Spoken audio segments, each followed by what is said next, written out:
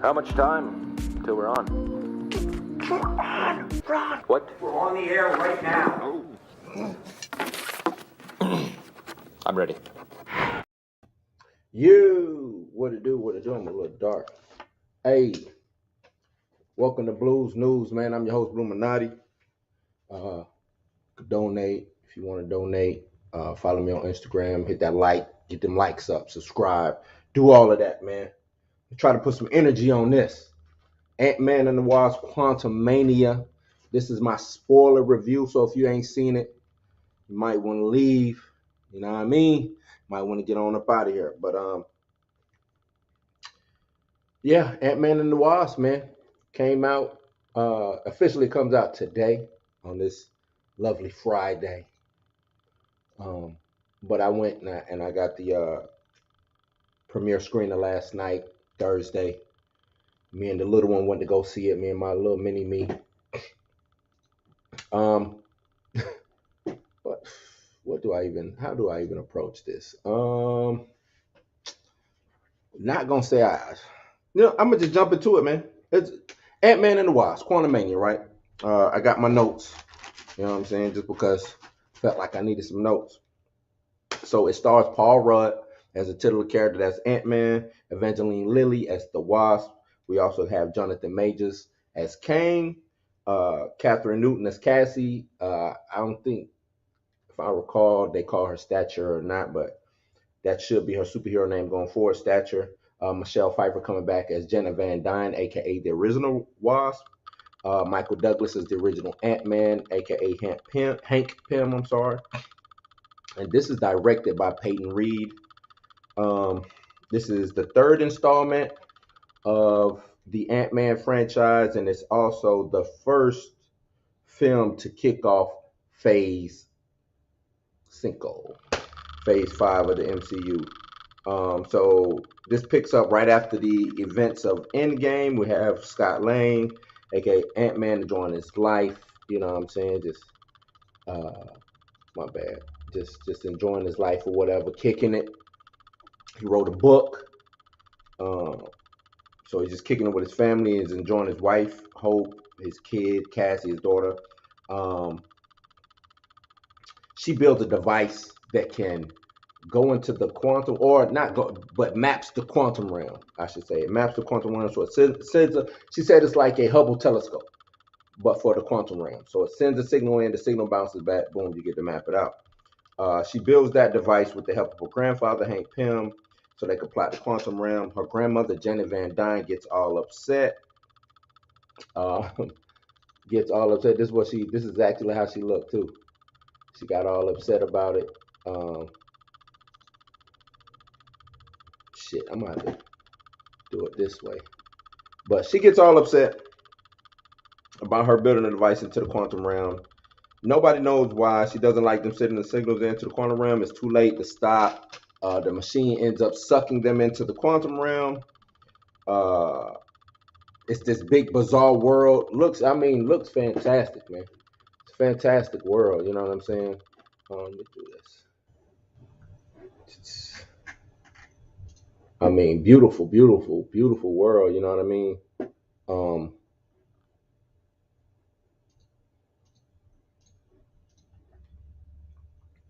Beautiful world, but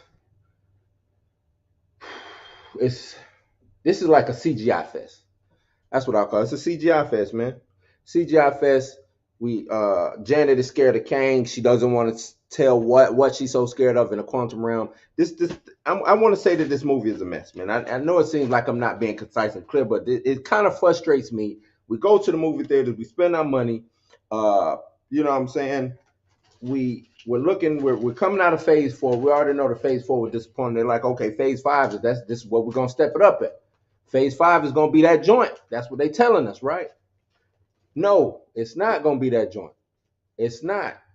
Um, this is what it is. It's not that joint. It's not. Um, but I'm gonna do it like this. I'm gonna start with the good, man. So as you know, like I said, big expectations with Marvel. We have big expectations with these Marvel movies.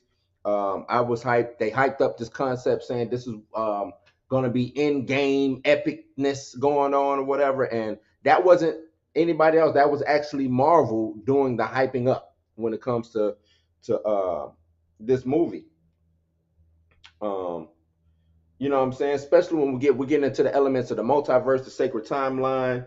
All of these things was added on to this actual world of the quantum realm.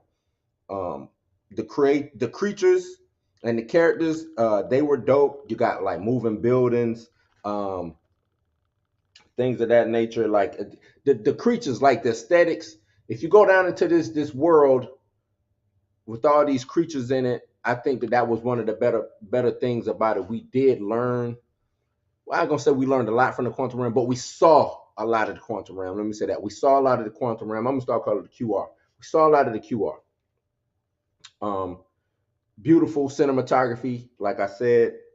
Um, you have things like which I thought was kind of dope, since it was a language barrier between people coming from top side and people living in the QR. You had to drink this language Kool-Aid. That's what I call it. This language ooze.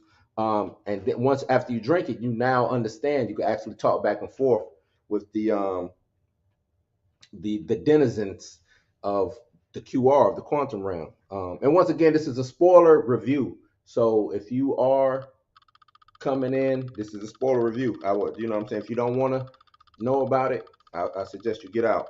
Um, Paul Rudd, he picks right up where he left off. Witty banner, comedic timing on point. Didn't have an issue with that. Some jokes fell flat. Not all, but some things fell flat. But he keeps the comedy going. Evangeline Lilly as Janet Van Dyne, she's cool, but I thought she needed a little bit more.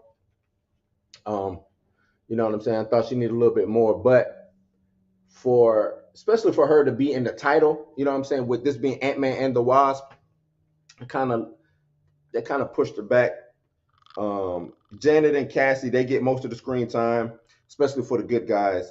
Janet's role is pushed up to the forefront. Michelle Pfeiffer did her thing. Have no complaints. Matter of fact, I really don't have any complaints about the acting in this movie whatsoever. All the actors and actresses did their thing. Um, like I said, her role was elevated. She becomes a key component in what's going on in the QR, especially after she spent 30 years down there in the QR. Um, she's basically the plot. You know what I'm saying? She's the person that pushes the plot forward. Then we get to Jonathan Majors, Kang. He's still to show. You know what I'm saying? Jonathan Majors does a dope, fantastical portrayal of Kang the Conqueror. Um, and he's being set up for a big major push in the MCU going forward. No matter how you know what I'm saying, no matter what happens at the end of this movie, seems like we're gonna be getting Jonathan Majors in a lot of MCU going forward, and I think that's dope. I really salute the brother. He really did his thing. Now, that was the good. Beautiful movie. And it could have been my theater. It seemed like it was a little dark, but CGI was on point. I didn't see any bad CGI. What you know what I'm saying necessarily. Um, but let me see. Like, look at that. That's beautiful, man. That's. Now let's get into the bad. Let's get into the bad, man. Off top, this story falls short to me. Uh, the writer Jeff Loveness, he provided to me a predictable, very mediocre plot. Um, the emotions and the scope of the film was lacking, which you know what I'm saying, that's like become the norm of what's going on with Marvel, especially with Phase Four. It's lacked a lot of scope, a lot of emotion. It seems rushed. Hey, I'm gonna just give y'all this introduce. No real explanation on things, and that's what happens in the quantum realm also. Ant-Man and the Wasp, Quantumania. You don't. It's not a lot of explanation. It's not a lot of explanation. Scott and Cassie, Janet and Hope, their relationships to me they need to be fleshed out a little bit more, especially with that father-daughter um, essence of Scott and Cassie. I would have liked to see that. I would have liked to see, remember, Janet and Hope, they haven't really interacted since she lost her moms into the quantum realm for 30 years. I would like to see them try to patch some things up. I know they kind of, you know what I'm saying, played on it with Janet being real kind of hard and not wanting to talk about the quantum realm, but I would, as a mother, and I know it was traumatic and everything and what she'd been through in there, but you would think that she would want to open up and let people know, especially with them, they deal in the quantum realm. Like, that's, her husband is a quantum physics scientist. You know what I'm saying? Like, why would she not want to tell what's going on in the quantum realm? I don't understand that. So with her not wanting to tell that, it to me, it hurt the plot. It made the movie and the story kind of drag a little bit more than what it should be. You had some unnecessary scenes in this.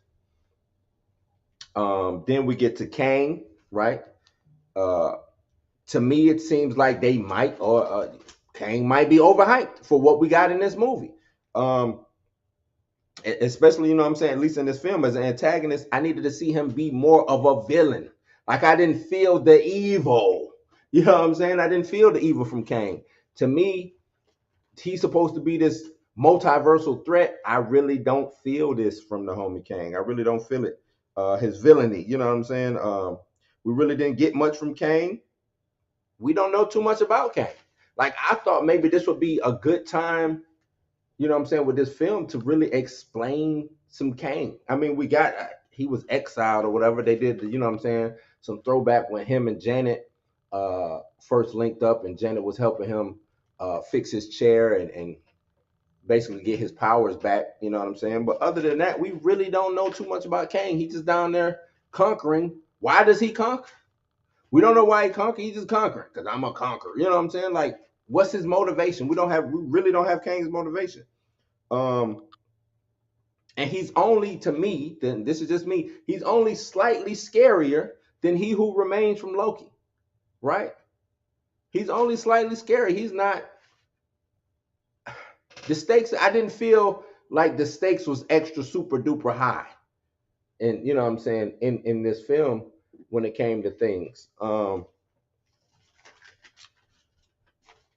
Kang being touted as one of the most powerful, dangerous villains in the MCU going forward, I didn't feel it. I mean, I know he brags about he kills the Avengers, but from what we saw, I don't think he would have made it with Scarlet Witch. I don't think he would have been able to beat the Hulk, Thor. You know what I'm saying? I just don't think he would have been able to beat these. Hell, Captain America and Iron Man Spider-Man, I don't think he would have been able to really beat these people, even at the peak of his power, because in the film he wasn't fully powered. But the only thing he was really missing was his chair, or the ability to move through time, I guess. You know what I'm saying? Other than that, if that was his power set, he ain't beating none of the Avengers. You know what I'm saying? He ain't beating none of the Avengers. I would have liked to see him whip out some tech from the 30th century. You know what I'm saying? Or 31st century, I'm sorry. I would have liked to see him whip out his gun that saps your will. I would have liked to see things of that nature so we honestly understand just how powerful Kang is, because we did not get that. We did not get how powerful Kang is. And I'm just going through a couple of these scenes.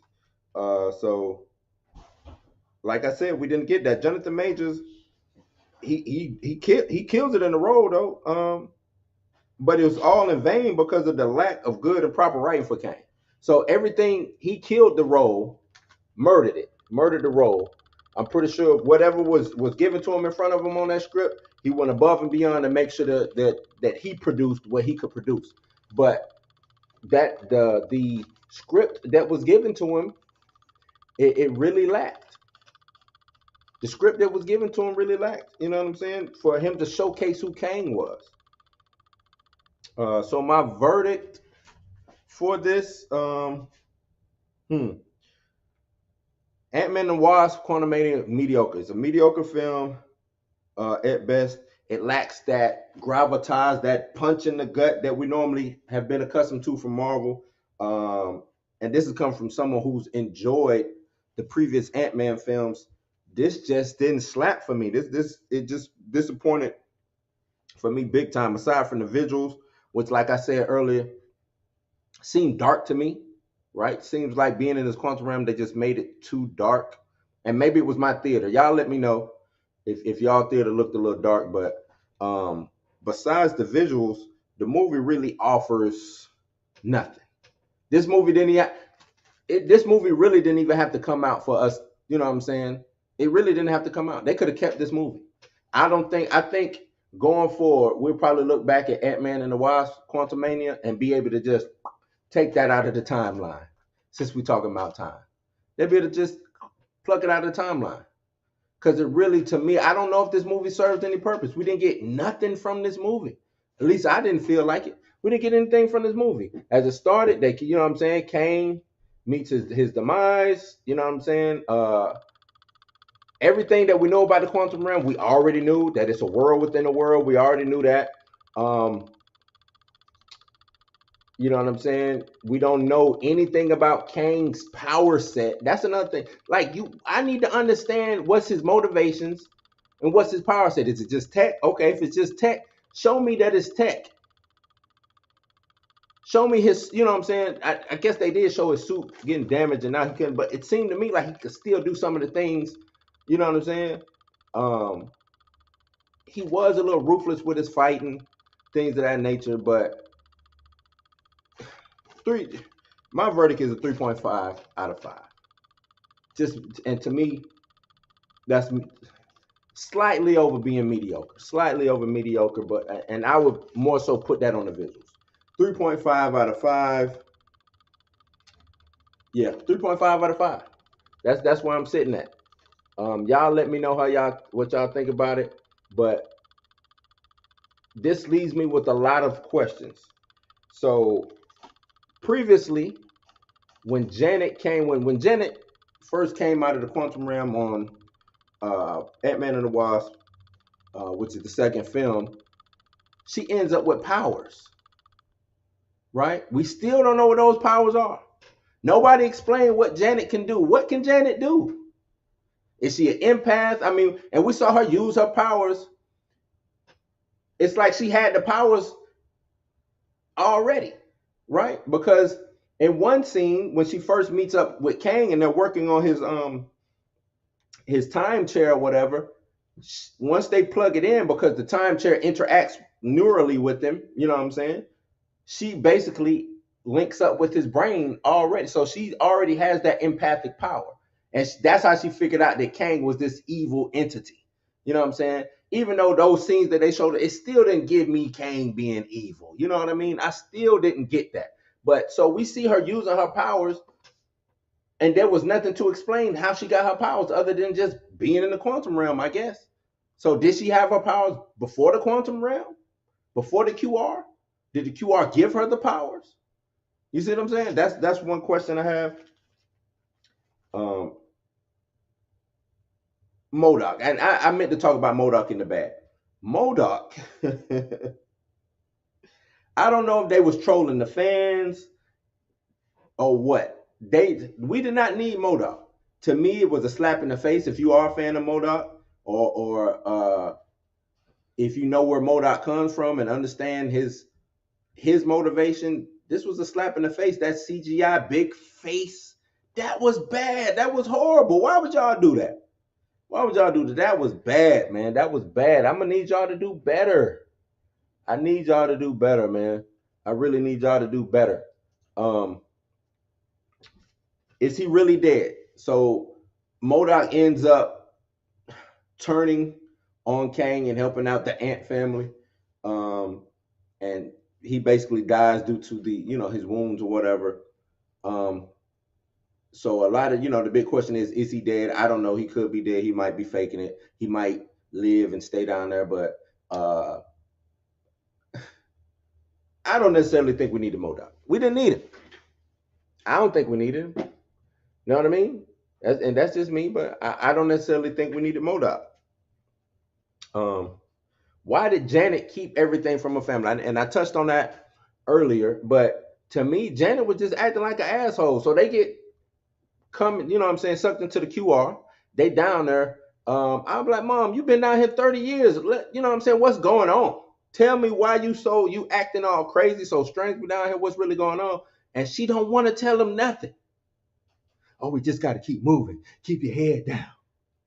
We got to find Cassie and Scott. Now, hold on. Why are we doing that? Why we riding on Mothra? You know what I'm saying? Tell me what's going on in the quantum realm. Why are you so scared? So for the longest of this movie, and we still don't really get, like, you was down here for 30 years. What did you do for 30 years other than you were a freedom fighter fighting with the homies down here against Kang or whatever? What did you really do? What did you really do? You know what I mean? For 30 years in the quantum realm, what did you do?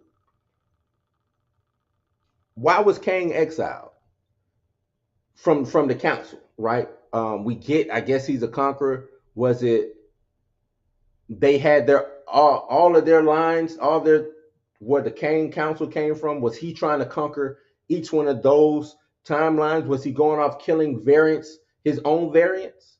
Is that what he was doing? Or is because there's the Council of Kang. Now this is coming from the comments. In the Council of Kang, you have the Council of Kang that was made up of Kangs, actual Kangs, and then there's the Council of Kang made up of aliens who went and killed the Kang of their timeline and took over for that Kang. So what Council of Kangs is this now? And also in that end credit scene, they did remake. I think it was Avengers. I forgot what Avengers that is, but they did remake that panel, which was dope. But what I didn't understand is why those Kangs was acting like fucking monkeys and going all crazy. You know what I'm saying? That was weird to me. They like they didn't have to do that. They should have just been talking regular. Like, they not savages. This is Kang. Kang ain't no savage. You know what I'm saying? To me, that was kind of silly to me. Didn't understand that. That was kind of silly. What else I got? What's next for Cassie? Because I mean, she played a big role in this movie, but she was still kind of underwhelming, right? She was, she's an activist, so to speak, so she wants to help everybody out. But what's really next for Cassie in the big scheme of things in the MCU? Nothing's really special. Oh, well, let me not say nothing special about her. They made her this genius, right? Oh, while you were gone, I just read through some of Grandpa Hank's manuals and built this quantum machine, you know what I'm saying, that can look into the quantum realm. Like, oh my God. When we gonna stop doing that? And y'all know what I'm talking about. When we gonna stop doing that? And then they say, you know what, never mind. But either way, what's next for Cassie? Is she gonna be on the Young Avengers? Are we getting the Young Avengers going forward? Is she gonna be Stature going forward? Or is she gonna be, I think Stinger was a code name she also went by in the comics. I think it was Stinger. Is she gonna be Stinger? What else I got? How did the quantum realm work? And when I say that, it's because we had humans in the quantum realm. These creatures, where did these beings come from in the quantum realm? Right? Now I can see maybe like if we had creatures that look like amoeba or what I'm saying, small microorganism type looking creatures, but these creatures evolved to look like human beings. And if I'm thinking of when I think of quantum realm, because I know in the quantum realm it was supposed to be the microverse, but they couldn't use the microverse because in the comics it's not called a quantum realm, it's called a microverse. So you have this universe of small humans, and then even when they asked Bill Murray's character Kryler, and I'm gonna get to him next, was he human? He kind of like, is that what y'all call yourselves? Oh, that's right, y'all are humans. He was like, I guess I don't know, technically, you know what I'm saying? So like they don't even know where they are. How did you get to the quantum realm? Are these people who got there the same way Janet got there? You see what I'm saying? The same way Kane got there? Are they exiled from whatever universe they came from? Because the quantum realm operates out of time and space. So also if that's the case, if this is operating out of time and space, certain powers shouldn't work now that I think about it, because in Loki, things, you know what I'm saying, like magic and all of stuff like that didn't work. Technology still worked though, I guess. I'm gonna have to go back and check that because this might be a plot hole right there that I'm now thinking of. TVA should be in this same realm also, so because they operate outside of time and space. I'm gonna come back to that. I'm gonna do a little bit more research on that. Speaking of Kryler, what is his deal? He used to work with Janet, even had a relationship with Janet, or implied relationship. Well, not implied. She kind of confirmed it. Had a relationship with Janet, and now he's working with Kane. What changed? The resistance was still going, right? Was it that she left? I would like to know a little bit more about Kryler, Lord Kryler. I would like to know a little bit, like, and that's what I'm saying. These characters, we get introduced to these characters, don't know nothing about them. We got this character right here. Where? Let me see if I can find it. Right here, Jentora. Now I know who Jentora is from the comics. She's was microverse and the Micronauts. But she was blue skinned. They made her human skinned here, flesh tone. But we didn't get nothing. Who is this chick? Other than just being the, you know what I'm saying, the quote unquote random freedom fighter, that's all we got. She was just a generic freedom fighter with the dude with the flashlight head right here. And the other dude who could read minds. Quaz.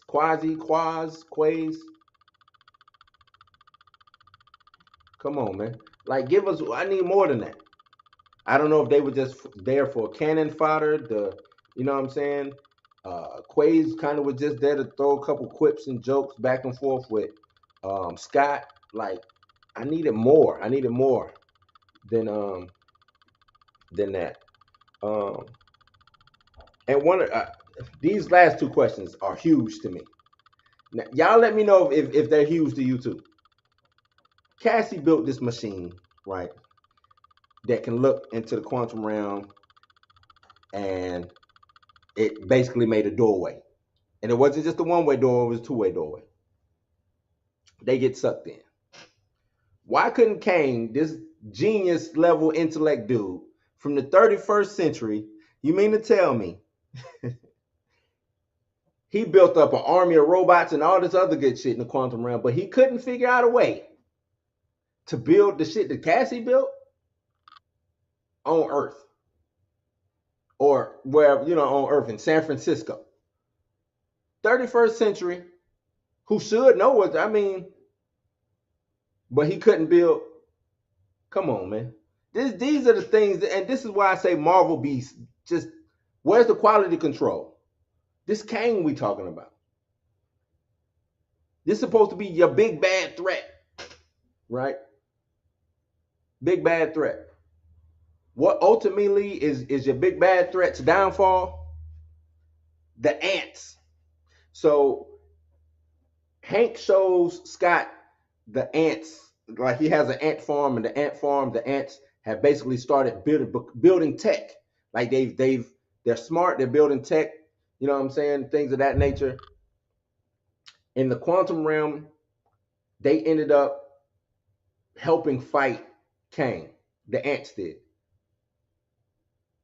The question I got is, he said that the ants had been down there for 1,000 years and had basically built a city in the quantum realm. But the ants came into the quantum realm the same time that Scott them came into the quantum realm. So now my time scope is fucked up. How is time working in the QR? Somebody help me out. How is time working in the QR? The ants been down there longer than Scott them been down there. They were able to build cities and advance technologically and socially in the quantum realm, but Scott them no. Come on, man. Marvel, I just need you to do better. Those are my questions, my unanswered questions. Y'all help me out, man. Ant-Man, Quantumania, Ant-Man and the Wasp, Quantumania. I give it a solid 3.5. It's not horrible, but it's not good. Rewatchability, toilet bowl. I put it to you like that. It doesn't have the best rewatchability. Marvel, do better. I just need y'all to do better. Y'all got to do better. Y'all can do better. Yeah, I've seen it. I've seen the work that y'all do, but that's from phase 4 coming into phase 5. Yeah, the baton, y'all dropped the baton way back there. It might be too late to pick it up. Y'all losing me, man. Y'all losing a lot of people, man. Might be too late. I know y'all supposed to have some bangers coming, but we might be in this funk for another year or 2 years. I don't know if y'all gonna be able to make it or me. I don't know if I'm gonna be able to make it for a year or 2 years until something good pop off. I hope the Marvels is good, because I'm one of the few who liked the Captain Marvel movie. So I hope the Marvels pop off. It's still some gas in the tank, but it's fleeting. It's fleeting. So yeah, y'all let me know, man. That's my review. It's still Kang Gang. I think Kang is gonna work wonders. I think he's gonna be dope for the MCU going forward if used right. But yeah, that's my review, man. Don't forget to like, share, subscribe, hit that notification bell, and I'll see you when I see you. Peace.